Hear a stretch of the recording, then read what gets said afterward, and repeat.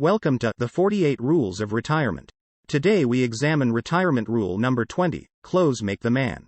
Albert Einstein said, "When I was young, I found out the big toe always ends up making a hole in a sock. So I stopped wearing socks." Marilyn Monroe, when asked what she wore to bed, replied, "Chanel number 5. When retired, you will save vast amounts of money on clothes. Some, however, take this to the extreme. You look like that sleazy guy in the poster. Expose yourself to art," muttered my spouse as I ambled into the kitchen, my zebra-colored black and white bathrobe askew, revealing an ample tummy that required a heavy-duty sit-up program at the gym. The belt, obscenely loose, dangled and threatened to disengage, which might provoke a Hollywood X rating. Aside from my gruff existential appearance which, in haute couture designer terms, I labeled either or, I wore a pair of heavy wool socks. The comfy socks were dark blue and clashed with the bathrobe. "Huh?" I responded, scratching a modest, 3-day growth of grayish whiskers. "Michael, you are not the man I married," she lamented. "I'm retired," I replied. "I am going to throw you into the dumpster," she said.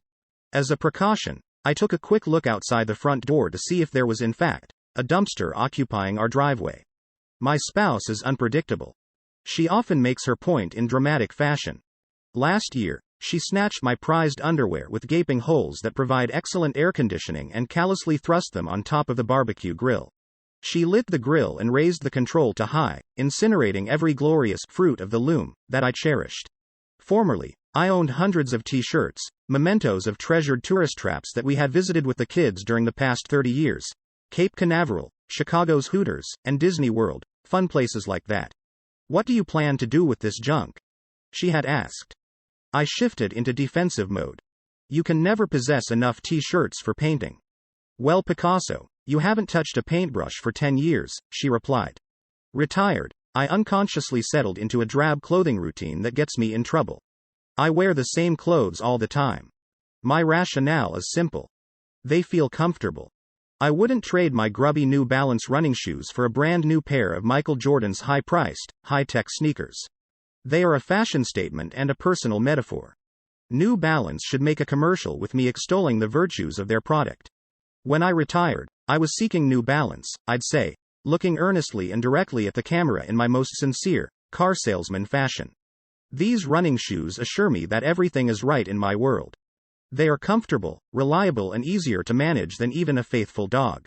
My spouse thinks I am the prime example of a wardrobe malfunction. A phrase that originated at the Super Bowl and which now has entered the English lexicon.